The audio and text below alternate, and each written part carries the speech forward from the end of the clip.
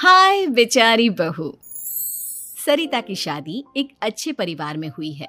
उसका पति रोहन उसे बहुत प्यार करता है। घर में उसकी सास शांति और ननद मीनाक्षी भी है, जो सरिता के किसी काम में दखल अंदाजी नहीं करती। लेकिन फिर भी सरिता को ऐसा लगता है कि दुनिया की सबसे ज्यादा बेचारी बहू वही है और सबसे ज्यादा अत्याचार उसी पर हो रहा है। माँ जी, ये लीजिए आपकी चाय।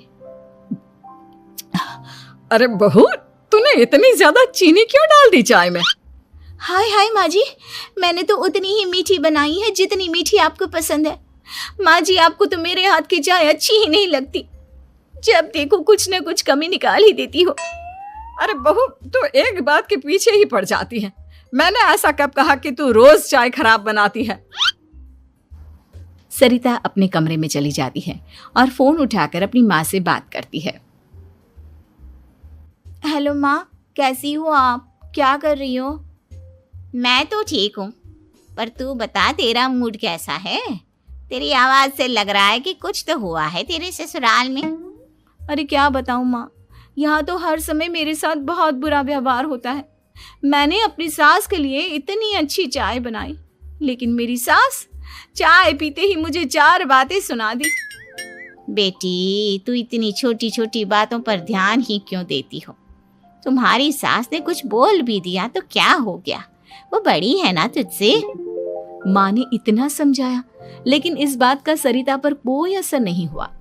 अपनी बेचारी बहू की छवि वो बदलना ही नहीं चाहती।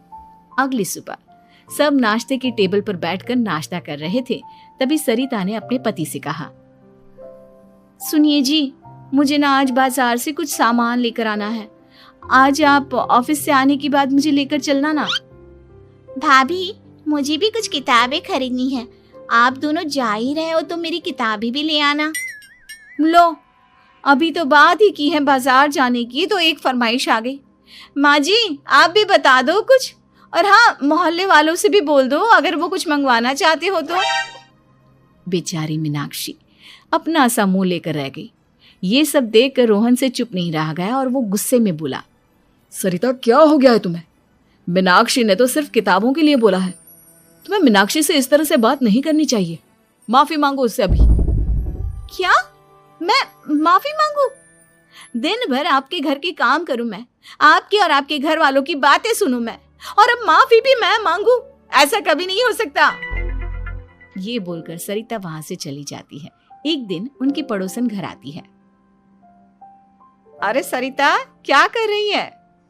और क्या करूंगी भाभी जी, बस घर का काम ही कर रही हूँ। आप बताओ कैसे आना हुआ? अरे मैं तो तुम्हारा हालचाल पूछने आई थी, लेकिन तुम तो बिजी लग रही हो। कोई बात नहीं, मैं बाद में आ जाऊंगी। और क्या करूं भाभी जी, जब से शादी होकर आई हूँ ना, बस काम ही कर रही हूँ। और इस घर में ना कोई मेरी कदर नहीं करता। पति है जो बस घर से ऑफिस, ऑफिस से घर। ननद को तो कॉलेज से फुर्सत नहीं। बची सास तो उनका सारा समय मेरी गलतियां निकालने में लग जाता है। अरे ये क्या कह रही हो सरिता? तुम्हारी सास तो पूरे मोहल्ले में तुम्हारी तारीफ करती फिरती है कि तुम बहुत अच्छी हो, पूरा घर तुम्ही ने संभाल रखा है। हाँ तो क्या हुआ, इसमें गलत क्या कहती हैं? सच्ची तो कहती हैं। मेरी मर्जी के बिना इस घर का पत्ता भी नहीं हिलता। शाम को जब रोहन घर आया तो उसने सबसे कहा, कल हम सबको मौसी जी के घर जाना है। उनकी बेटी की शादी है। सब अपनी अपनी पैकिंग कर लो, सुबह होते ही निकल जाएंगे। और सरिता, तुम कान खोलकर सुन लो, वहां जाकर किसी की बुराई भलाई शुरू मत कर देना, नहीं तो मुझसे बुरा कोई नहीं होगा। हाय हाय जी, आप तो ऐसे कह रहे हो जैसे मैं सुबह शाम सबकी बुराई करती फिरती हूँ।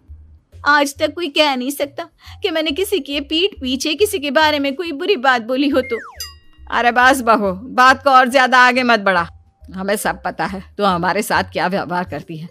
ये बात घर तक रखना, शादी में किसी को कुछ मत बोलना, नहीं तो सब कहेंगे कि शांति की बहू कितना बोलती है। हाँ हाँ, सब कुछ तो मैं ही बोलती हूँ ना। आप लोग तो हर समय फूलों की बारिश करते रहते हो मेरे ऊपर। सारी गलती मेरी है जो मैं इस घर में आई, सबका कितना ध्यान रखती हूँ, लेकिन फिर भी मेरी तो आप लोगों की नजर में कोई कदर ही नहीं है। अगली सुबह सब लोग मौसी जी के घर पर चले जाते हैं। वहां पर शादी का माहौल होता है। सब जगह चहल पहल होती है। बहुत सारे मेहमान आए हैं। सरिता को वहां बहुत अच्छा लग रहा है। वो अपने मन में सोचती है, यहाँ कितना अच्छा लग रहा है, कितनी रौनक है। मैं यहाँ किसी से ज्यादा बात नहीं करूंगी। अगर मेरे मुंह से कुछ ऐसा वैसा निकल गया तो रोहन जी तो मुझसे गुस्सा हो जाएंगी। सरिता ये सब सोच ही रही थी कि वहां रोहन की कजिन साक्षी आ गई और सरिता से बोली, आप सरिता भाभी हो ना? जितना आपके बारे में सुना था, आप तो उससे भी ज्यादा सुंदर हो। हाँ वो तो है, मेरी सुंदरता की तारीफ सब करते हैं।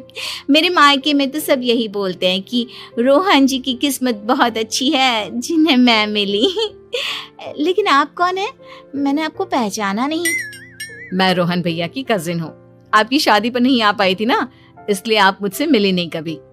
शांति मौसी और मीनाक्षी आपकी बहुत तारीफ करते हैं। क्या कहा तुमने? मेरी तारीफ? कभी नहीं। मेरे ससुराल वाले कभी मेरी तारीफ कर ही नहीं सकते। मैं इतनी अच्छी हूँ, मेहनती हूँ, लेकिन उन्हें तो मेरी कदर ही नहीं। सारा दिन घर का काम करती हूँ, फिर भी मेरी सास ना मुझे सुनाती रहती है। और पति भी मेरी सास की साइड लेते हैं, ना कभी बाहर ले जाते हैं ना कहीं घुमाने। अगर घुमाने के लिए कभी बोल भी देना तो उनकी बहन बीच में आ जाती है। मैं कैसे रह रही हूँ उस घर में, ये मैं ही जानती हूँ। सरिता की ये बातें सुनकर साक्षी को बड़ी हैरानी हुई। अब वो हर किसी के सामने अपनी बढ़ाई और ससुराल वालों की बुराई करने लगी। रोहन और शांति को सरिता पर बहुत गुस्सा आया, लेकिन वो चुप रहे। अगले दिन जब वो अपने घर पर आए, सरिता, तुमने क्यों सबके सामने मेरी इज्जत का तमाशा बनाया? तुमसे बोला था ना कि चुप रहना। अजी ऐसा भी क्या कह दिया मैंने जो इतना भड़क रहे हो? तुम जहां जाती हो अपना रोना शुरू कर देती हो, कभी किसी दूसरे की बात ही नहीं सुनती, बस अपनी कहती रहती हो। तुमने सबके सामने हमारा तमाशा बनाकर रख दिया है। हे भगवान, मुझे अपने पास बुला ले। जिस घर में मेरी कदर ही नहीं, उस घर में मेरा क्या काम? अरे क्या करूंगी मैं यहाँ रहकर? जो भी आता है मुझे सुनाकर चला जाता है। मैं तो किसी से कुछ नहीं कहती। सीधी सादी बहू मिल गई है ना सबको, तो जो जी में आए वो करो।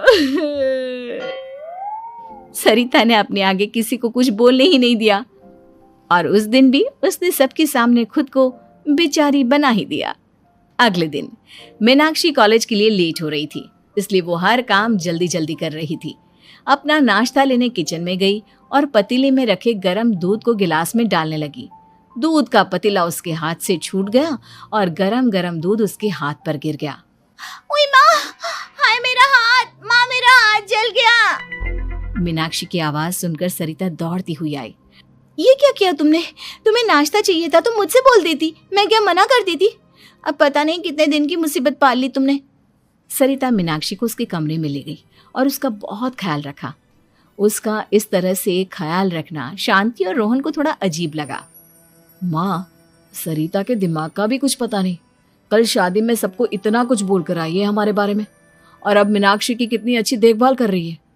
ये ऐसा क्यों करती है? बेटा, तेरी बीवी की ना आदत हो गई है सबके सामने खुद को बेचारी दिखाने की, और आदत इतनी जल्दी नहीं बदलती। जब ये बोलना शुरू करती है तो रुकने का नाम ही नहीं लेती, इसलिए इसे पता ही नहीं चलता कि ये किसके सामने क्या बोली जा रही है। लेकिन दिल की बहुत अच्छी है। हमें भी अपना दिल बड़ा करके ये जैसी है इसे स्वीकार करना चाहिए।